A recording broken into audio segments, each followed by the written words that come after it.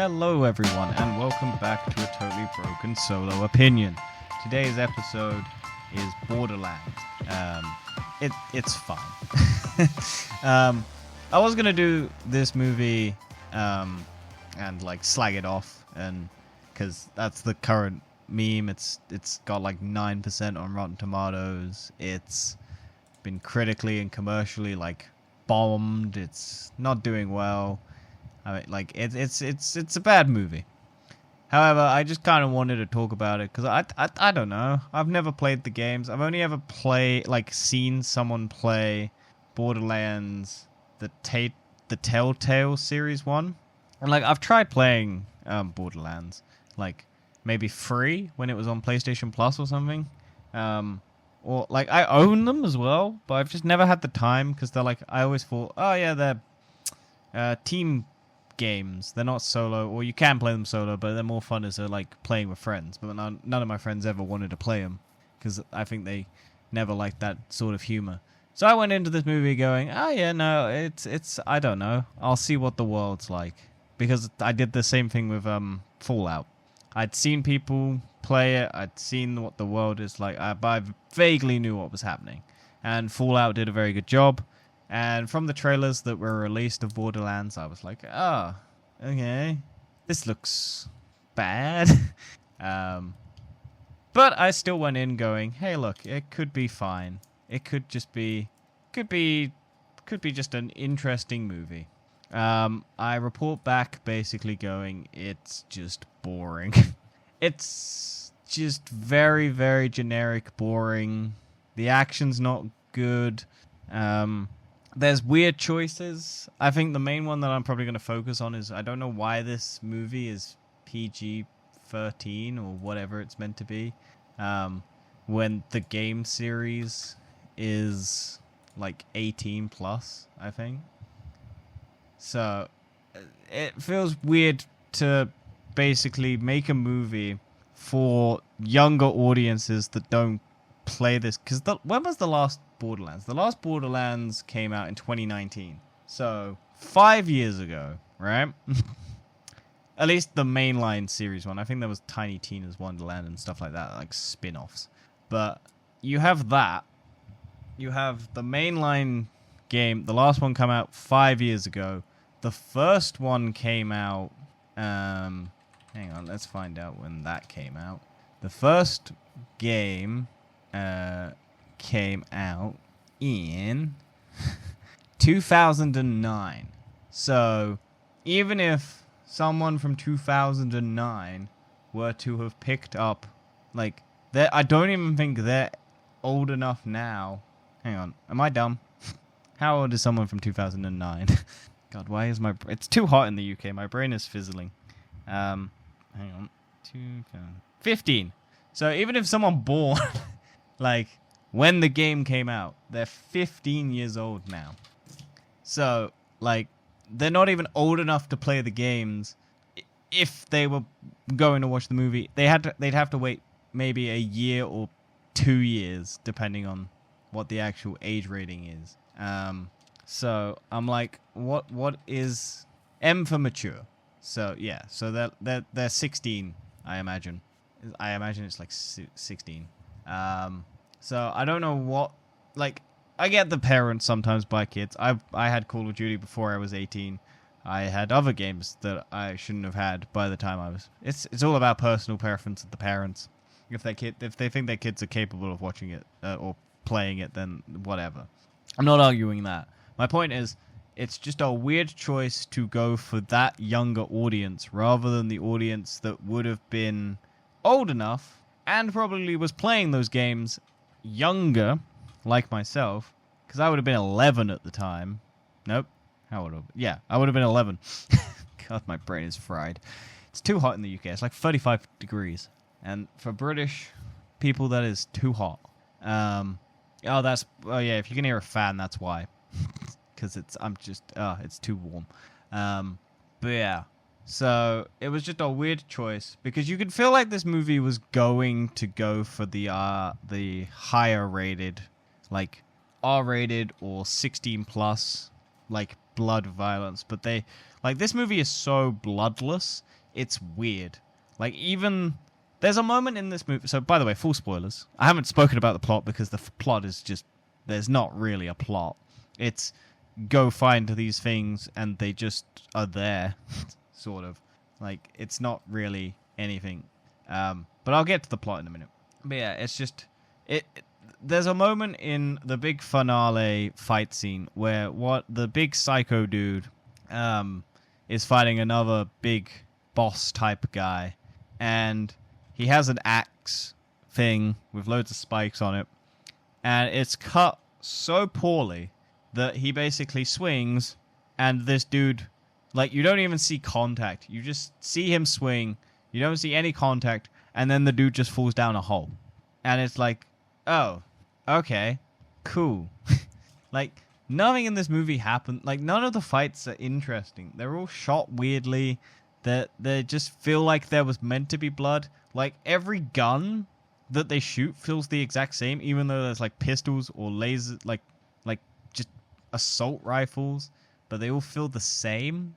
Well, they at least look like they're shooting the same amount of bullets without reloading.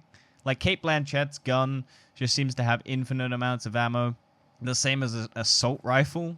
Like, you never see her changing. Like, that's the thing, like, John Wick does that is interesting. It's like, different guns have different ammo, so you have to see them change the ammo, and it's like, you throw the disbelief away, but when the movie is boring, you start noticing things.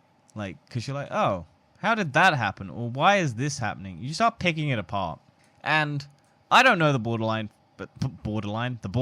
franchise that well. Like I said, I've only seen someone play the Telltale game, which isn't even the mainline game. I know that Handsome Jack's in it, and I know Claptrap's in it. But then it's like new characters that aren't the main stage, with some of the main stage characters thrown in the background. So I am vaguely aware of some of the characters. And honestly, like, I know Tiny Tina mainly through the memes and stuff, because she's like a divisive character or an interesting character. I don't know what Borderlands community thinks of her. She got her own spin-off, so I'm assuming people like her. But it felt like the girl who plays Arena Greenblatt, or whatever her name is. Hang on. I can find out. Ariana Greenblatt, who's a good actress. From other stuff that I've seen her in. Like, she plays young Gamora in Avengers. She's in Barbie. She's in a bunch of stuff, like, that you don't remember her being in. But she is in it. Apparently she's in The Boss Baby. Good for her. But yeah, she's been in a bunch of stuff that you're like, oh, okay, that's where I know her from. But she's good, but you're just like, oh, they've given you terrible dialogue, and they've tried to make you cool, but you're not cool, or you're not edgy. Like, it's just weird. Like, she feels like she's not even psychotic, whereas I feel like the game she's meant to be just insanely crazy. But I feel like they toned her down because I think they went, oh, people won't like if she's absolutely insane. So, I don't know. Also, there's just weird choices in this movie. Like, just the ages of people. Like, having Cate Blanchett and Jamie Lee Curtis, incredible actresses. Do not get me wrong. They are in some of the best roles, the best movies, as, like, some of the most good characters there are. They're boring. They can't sell this dialogue to save their lives. Or their careers, maybe. Who knows? Nah, that's a joke. But oh my god. It's just weird. And the problem is that they've written the movie to address the ages of the character. So, Cate Blanchett, because I feel like they wanted to do, it feels like they wanted to do a family movie. So, all of these characters come together and be a family. Because the plot is basically Kevin Hart's character, Roland, steals Ariana Greenblatt's Tiny Tina from the Atlas Corporation. We don't really ever find out why. Like, it's mentioned that, oh, he wanted the treasure, but, like, We don't get any backstory of how those two met or why he's doing any of this. It's just, oh yeah, he did it. And then we kind of have like vague background because he used to work for the corporation. And so you don't get it. You don't know why he's doing this. And then there was also the psycho guy who you'd think would be a psycho and wouldn't work with them, but for some odd reason likes Tiny Tina and then wants to work with them. And Kevin Hart's fine with it. And so it's like, oh yeah, you were there. Come along, because you won't kill me or whatever. So you're like, okay. And then you're just kind of expected to believe that. But then the reason I say it's like a family thing is because Kate Blanchett's mom, she has mom issues, and so she's like, oh yeah, I don't want. So Kevin Hart's meant to be the dad. Kate Blanchett then steps in and hates kids because she hates her relationship with her mom because her mom basically abandoned her, or she thinks her mom abandoned her. And then you basically, she grows to like them all because they drive through a valley and get chased by a bunch of cops, basically. And you're like, oh, okay.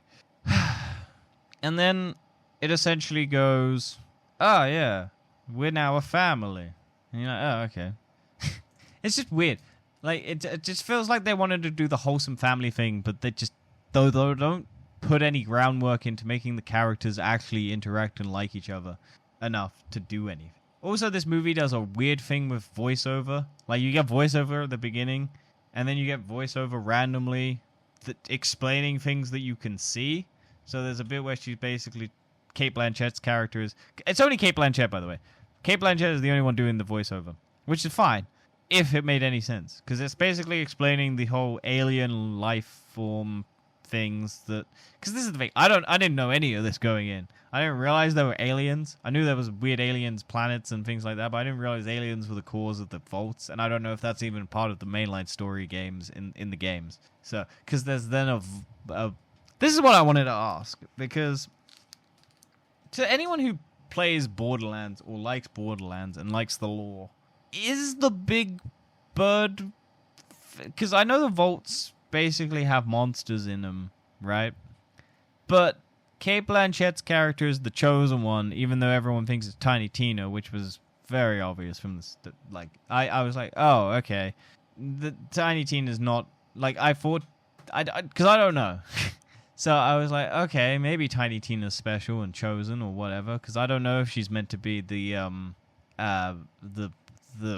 whatever race it was that created the vaults or whatever it was. I don't know if she was meant to be a child of, like, a clone of that. If she is in the games, cool, whatever. Good job of translating that over. You did a terrible job of making it actually interesting. But it's just weird. And so the dialogue is basically... But it's like, oh, here's some explanation.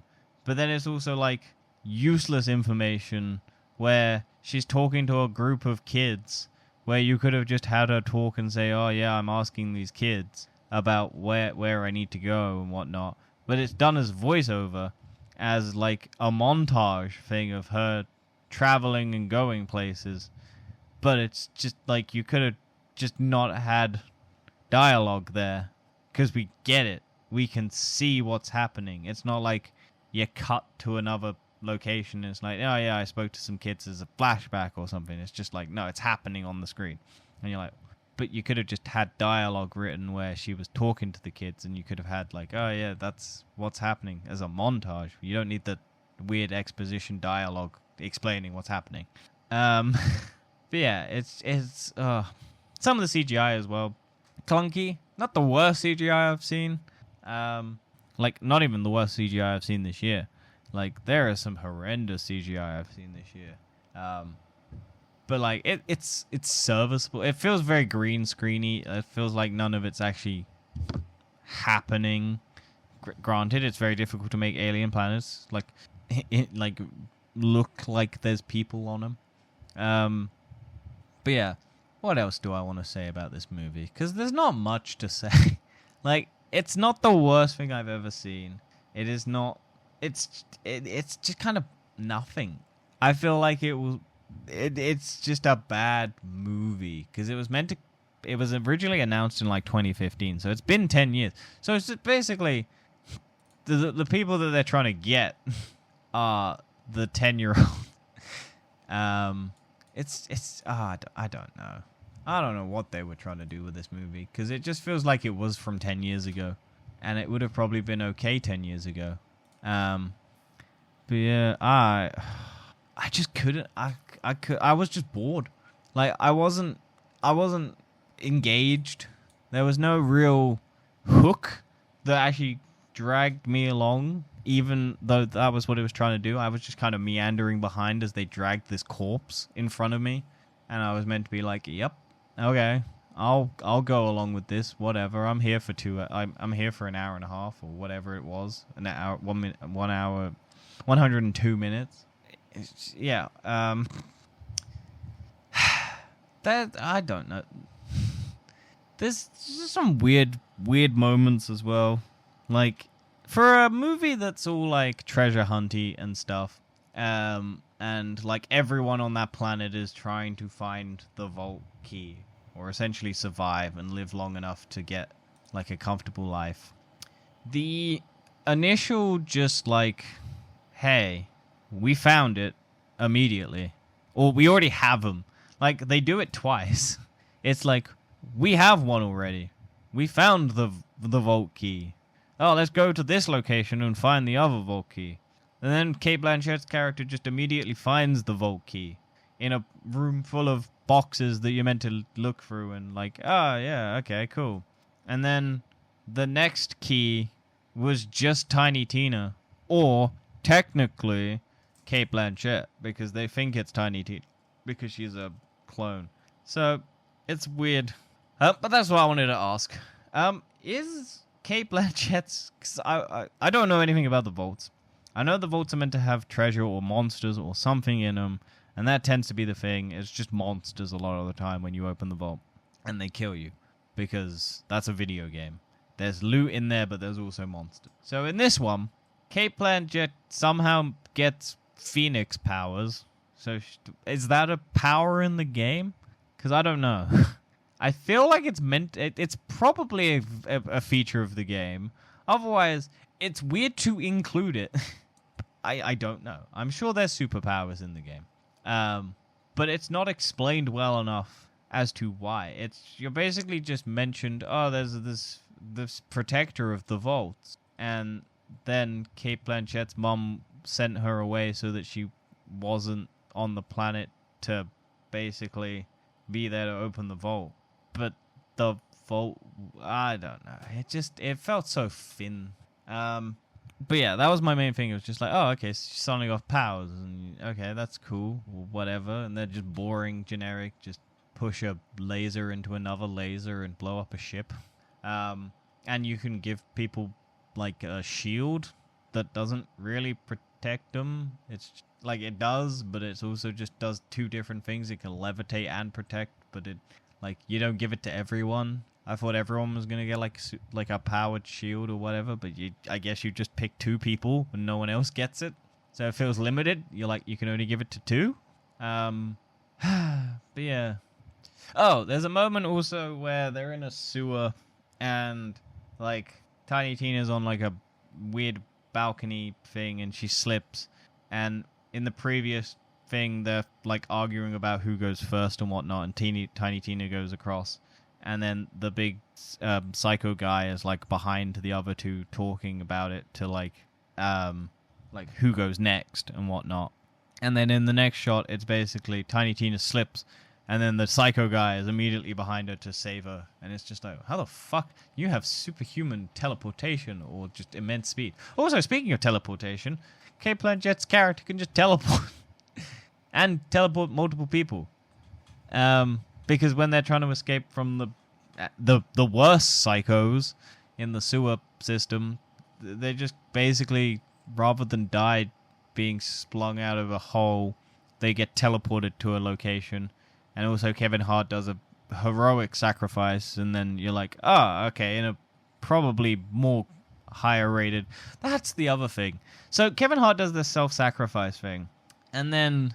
like, it's meant to be all emotional, but you don't know why Tiny Tina likes him, because it just seems like they argue all the time, and he does essentially kidnap her, from the location that he is, but you don't find out why or what his motivation was, except that he wants to go to the vaults because he thinks Tiny Tina, like, is the key, but she doesn't want people in control, but he also doesn't want the people who work at Atlas to be in control. But you don't really get that because he basically broke away from the other bad group, and he basically slept with the main boss, and it's awkward, and then she gets killed because he comes. And then she's like, "Oh no, yeah, I don't agree with this now." At the end, for some reason, she has that turn so that she gets lasered by the bad guy. But that's the thing. So they all teleport away, and he's done his big heroic sacrifice. He's being mobbed and swarmed by the bunch of bad guys in a really bad, rubbish action scene because they all have unlimited ammo and.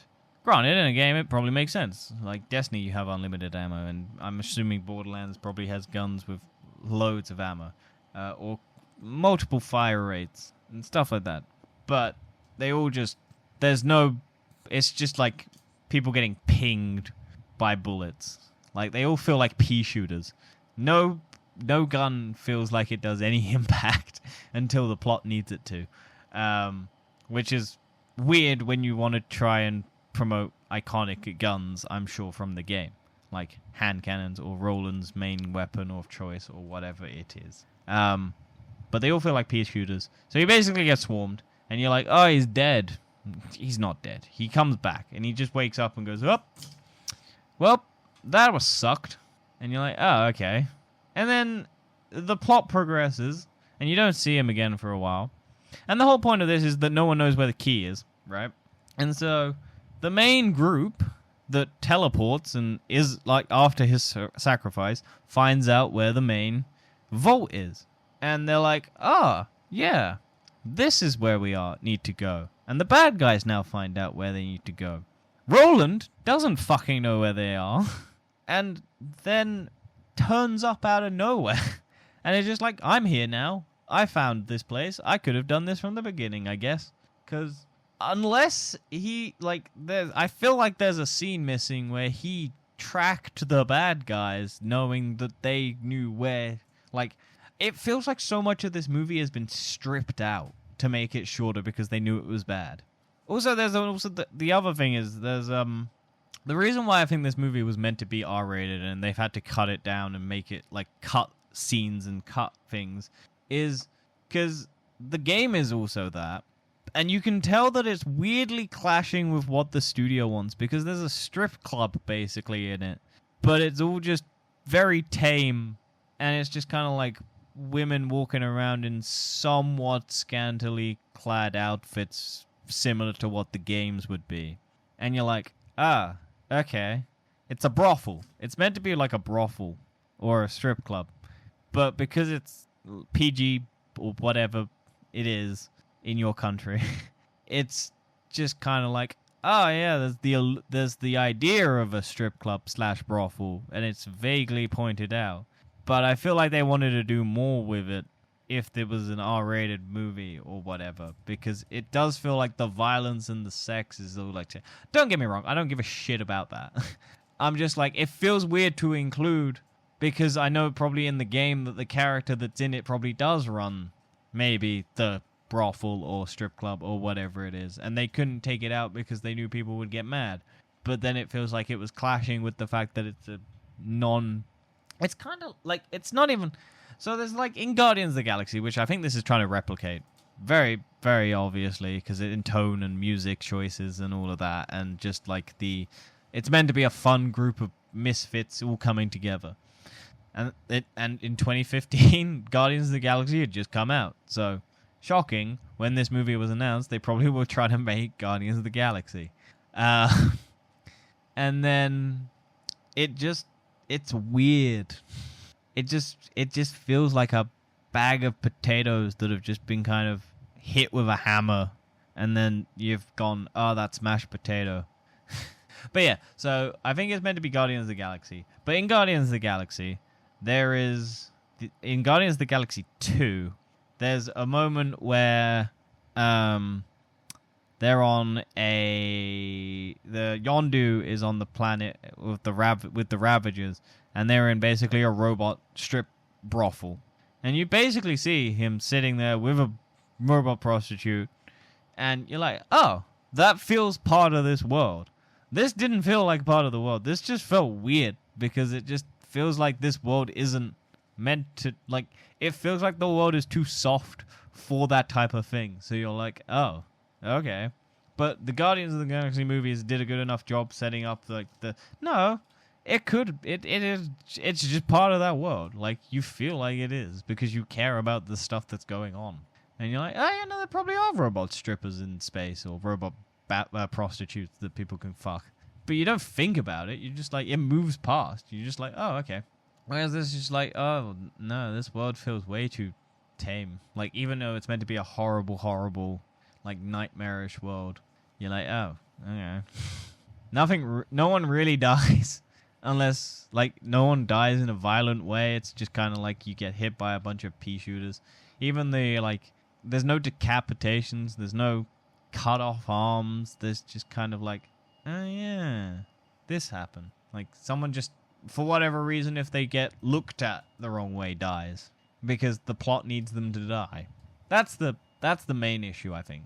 Other than that, I don't know. The ending is bad because it's basically, the way they kill the bad guy is he gets the vault, and Kate Blanchett's just like spooking around because she's tapped into her powers, and then he gets eaten or dragged away by a big tentacle monster, and you're like, okay, cool. And then they have fireworks, and then they do the Dark Phoenix thing from X-Men Dark Phoenix, where she basically goes up into thing and explodes into the big fire phoenix thing. Except she's not dead, like Jean Grey is in Dark Phoenix or whatever. She can control her firework powers. It's just weird. There's also no end credit scene, which I find interesting, because I don't think they were ever gonna. I imagine they wanted to do sequels to this, but I think they gave up. The only thing that's in the credits is basically Claptrap doing a little dance. That's the thing. Jack Black, I know you're a musician, but does every video game adaptation you have to do have a song in it? Because I get that you want Jack Black, because Jack Black is funny. But I'm not the biggest fan of his music. Like, they're annoying a lot of the time, because I feel like they're not him writing it. It's probably someone else writing it. I feel like Peaches from Super Mario is him, but I hated that because it's just not a good song. It's just him saying Peaches a bunch, which maybe in the context of Bowser is a good thing, but in this it's just him doing observational humor of like, oh yeah, I hate you, but I also have to work for you because I was programmed by your mother. Obviously, as soon as it was just like someone programmed you, I was like, oh yeah, it's probably her mum. Like, it's that sort of level of obvious that none of it's a surprise. I don't think anything surprised me in this movie. But I do want to know if people who play Borderlands like this. I don't think anyone does, considering the like review scores. But like, I think general audiences are like mixed in terms of, because like audience is like 50%, but critics are like 100. And I probably agree more with like audiences, but Rotten Tomatoes is a horrible review system anyway, because it aggregates all negative reviews as one thing. But negative reviews could be like 59%, and it would still give it a rotten rating, and then it takes that rotten rating and then makes the number. So like, they could all be 59% reviews, but because that's rotten, that's what makes it a rotten review. So I don't know. It's dumb, and I hate Rotten Tomatoes' rating system, because it confuses the fuck out of people, and no one knows that. So people look at it and go, oh, it's a 9, and that means it's the worst thing ever. No, it could be that everyone just gave it a 59%, but that just makes it the worst thing. It's why like Paddington was the highest rated movie in all time. It could have just had a whole bunch of 60s, because it's pretty okay. But like, it would have been 100% because it would have been 100% fresh. Everyone would have given it 60. Like, if one person gave it 59, it would be 99%. It's a dumb system. And that's why people get so mad at it, and that's why I don't put any value in Rotten Tomatoes. Because it could be so many people giving it 60 or 59, and it would just completely change. But yeah, if people did like this or didn't like this, I want to know why. Because as someone who hasn't played the games, really knows vaguely what the story of Borderlands is, and knows roughly, like, the characters, I imagine they're not happy because, like, Cate Blanchett is not the age I imagine. She's 55, so she's not super old. Jamie Lee Curtis is 65. I thought that's the only thing I thought they were going to do. I thought they were going to have Jamie Lee Curtis be Cate Blanchett's mom. Wouldn't have made any sense, but I thought, hey, maybe they would have. Yeah, because I thought, because they were talking so much about the mom, and it was just like, they're building up the mom, and they're building up the mom. And then I was like, who's the other famous person in this movie who's old? Because it's got to be someone older than Jamie Lee Curtis, or older than Cate Blanchett, right? But no, they do Haley Bennett as the mom, who's all right with the dialogue she's given, but like, she's 36, and I know she dies, but she must have died. And there's a flashback where like it's her and the kid, and you see like a slightly de-aged Jamie Lee Curtis, because that's the person the mom gives it to, and Jamie Lee Curtis still looks like she's way older than she is. So it just feels like all the ages are weird. But yeah, ultimately, it's not the worst movie I'll watch this year. It probably won't be the worst movie I watch to still come out this year. I don't know. I'd give it like maybe a 30%. I'm not giving it like a 9. Like, I think it's not amazing. It's not terrible. I wouldn't recommend people who like Borderlands watch it, because I think it doesn't really give anything worth watching. You might get a reference or two, but like, it's whatever. But thank you for listening. I hope you enjoyed. Like, subscribe. We did a best and worst video game adaptations a couple months ago.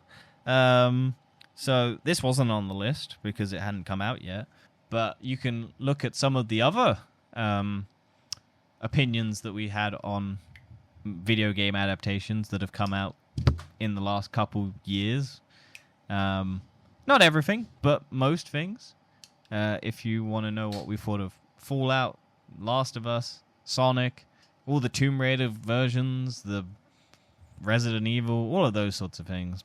Video games have had a mixed history with video game adaptations. And I also have mixed opinions on video game adaptations. So if you want to hear me and my friend talk about them, go back and check that out. Don't know what next week is. Last week was Deadpool. So if you want to listen to a review about a good movie, or at least a movie that is doing well, check that out. Other than that, we'll see you next week. Maybe. Who knows? Life can always throw a spanner in the works. And yeah. Thank you. Like, comment, subscribe, do all of that fun things. And we'll see you when I see you. Or we see you. I don't know. I never know how to end these things. Bye.